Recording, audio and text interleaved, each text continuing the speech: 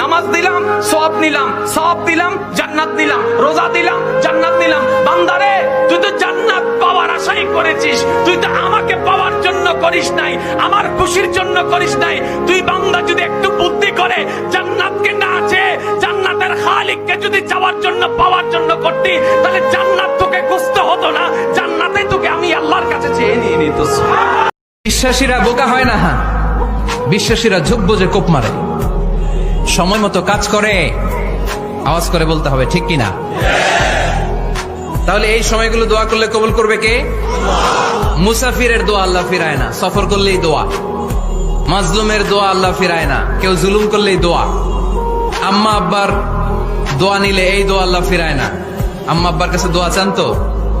গোটা দুনিয়ার সব পীর সাহেব কোরআন খতম করে এইখানে ফু দিছে এই বোতলে, আপনার আম্মা শুধু বিসমিল্লাহ বলে এই বোতলে ফু দিছে, মুহূর্তের মধ্যে আপনার মায়ের দোয়াটা আরো উঠে যাবে।